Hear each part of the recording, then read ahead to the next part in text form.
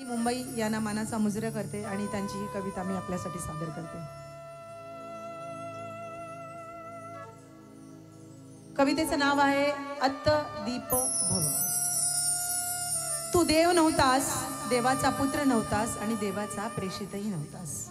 तू देव नव्हतास, देवाचा पुत्र नव्हतास आणि देवाचा प्रेषितही नव्हतास।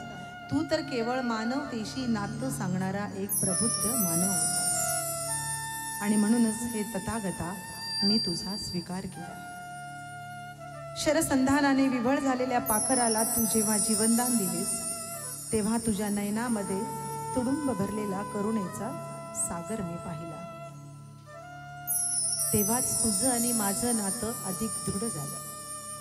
तू काशाय वस्त्र धारण करून त्या बोधी वृक्षाखाली ध्यानस्थ बसलास। तू काशाय वस्त्र धारण करून त्या बोधी वृक्षाखाली ध्यानस्थ बसलास, तेव्हा तुझ्या ओठावर उमटलेलं आश्वासक स्मित हास्य माझ्या भरकटलेल्या आयुष्याला एक शाश्वत किनारा देऊन गेलं। तू चालत होतास, तू चालत होतास आणि कित्येक वाट चुकलेल्यांना दिशा दाखवत होतास। तू चालत होतास आणि कित्येकांच्या पायाखालचे खाचखळगे त्यांना दाखवत होतास। तू चालत होतास आणि कित्येक आम्रपाली अंधारातून प्रकाशाकडे येत होत्या। तू चालत होतास आणि कित्येक अंगुलीमाल सुबुद्ध मानव बनत होते। तू चालत होतास, चालत होतास, चालत होतास। भव्य महालाकडे, राजप्रासादाकडे, विशाल मनोऱ्याकडे पाठ करून तू एका प्रबुद्ध मानवाच्या जथ्याला सोबत घेऊन अंधारातून प्रकाशाकडे येण्यासाठी सम्यक मार्गावरून चालत चालत चालत चालत गाव कुसाबाहेरील माझ्या झोपड्याबाहेर येऊन उभा राहिलास।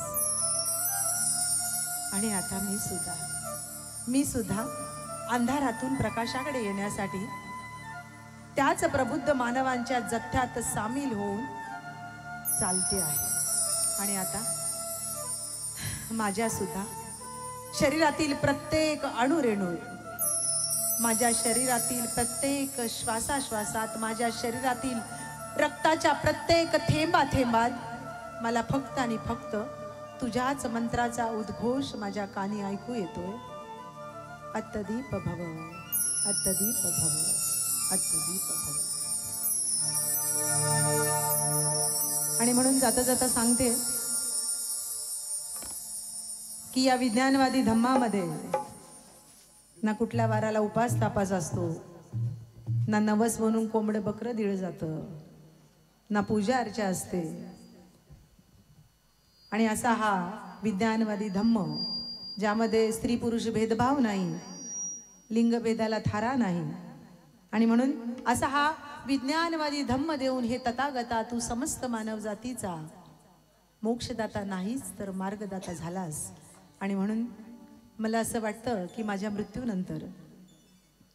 मृत्यूनंतर हा मानवाचा देह कुठे कशात विरून जातो कोणास ठाऊक नसतो, कारण स्वर्ग नरक पाप पुण्य काहीच नसतं। मला असं वाटतं की माझ्या मृत्यूनंतर मी जर का दगड झाले, माझ्या मृत्यूनंतर मी जर का दगड झाले तर त्या नागपूरच्या दीक्षाभूमीचा होईल।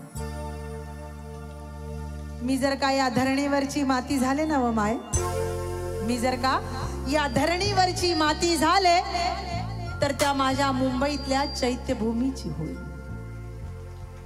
मी जर का पाणी झाले ना पाणी, मी जर का पाणी झाले तर त्या महाडच्या चवदार तळ्याचं होईल।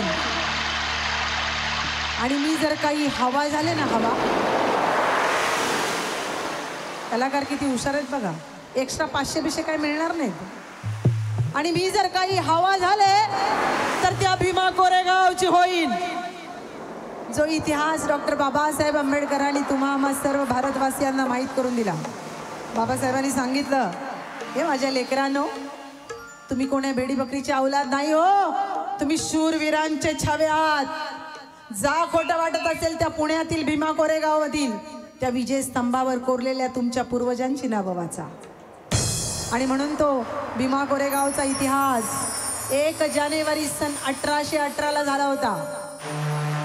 त्या भीमा कोरेगावच्या इतिहासावर पण 4 ओळी आहेत। मी नंतर विसरून जाईल. जाता जाता तुम्हाला 4 ओळी ऐकवते. आठवा तो भीमा कोरेगावचा इतिहास, की झुकली जिथं पेशवाई आणि संपला जिथं बाजीराव. भीमा कोरेगावचा इतिहास, की झुकली जिथं पेशवाई आणि संपला जिथं बाजीराव. शूरवीरांच्या नावानं गाजतंय आज भीमा कोरेगाव.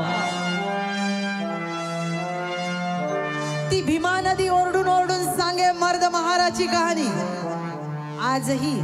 आजही बंधूनो, आजही ती भीमा नदी ओरडून ओरडून सांगे मर्द महाराची कहाणी. आणि चिंध्या चिंध्या केल्या त्या 28,000 पेशव्यांच्या, फक्त 500 महाराज. आणि म्हणून सांगितलं, मी जर हवा झाले तर त्या भीमा कोरेगावची होईल. आणि जर का मला पुन्हा एकदा मानव जन्म मिळाला तर आई शपथ फक्त जय भीमवालीच म्हणून जन्म.